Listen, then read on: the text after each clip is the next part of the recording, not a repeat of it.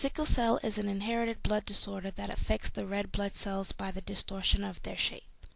This is due to abnormal types of hemoglobin, which gives the cell their color and also helps in the act of cells transporting oxygen throughout the body. When this transportation is interrupted because of the cell's abnormal shape, it causes malfunction to take place. Being that I have sickle cell trait, I did experience some health issues as a child growing up, but nothing as detrimental as someone with the full disease. The difference is that those with the trait have more normal hemoglobin present in cells than abnormal cells that cause more complications and harm towards the body. Sickle cell has been documented as being an incurable disease, but thanks to the ever-changing science and medicine, treatments are now being tested and have had some remarkable results. Bone marrow transplants are the leading treatments to date that have been recognized as acting currently as a cure for adults living with sickle cell. One case in particular is that of Pamela Newton, a 35-year-old of Capitol Heights, Maryland, who was diagnosed with sickle cell anemia at the age of 5 and has struggled constantly with health complications due to her illness. Pamela recently underwent a life-changing and scientific breakthrough by being cured of all signs and symptoms of sickle cell.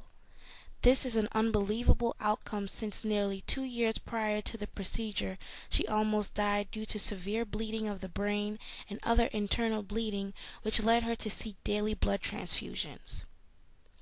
She was given 6 months to live, but thanks to Dr. Robert Brodsky, Director of Hematology at Johns Hopkins Hospital in Baltimore, considered the bone marrow transplant as last resort to save her life.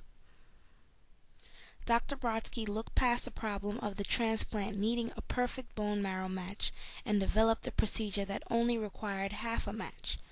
That opened the opportunity for Newton's mother to be the donor. Just before the transplant, Newton says she was taking 15 high-dose narcotic pain pills a day, and that did not include her other medications. By that, she considered herself a legal addict to pain medications, trying to suppress the constant pain caused by sickle cell. Dr. Brodsky didn't question whether or not the procedure would cure sickle cell, but the new technique gave them hope that the availability of having it done would increase because of the lesser requirement of just half a match.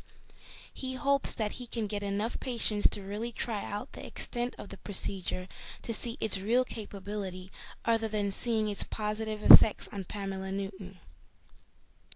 Before the transplant, Pamela knew her life expectancy, and after, she looked forward to a new and never-before experienced normal life. Just like Pamela Newton and the hope of Dr. Brodsky, sickle cell has seen a new horizon, thanks to medicine. And if more people are willing to take the risk for the expansion of finding a cure for the disease overall, there would be more success stories like this one yet to come.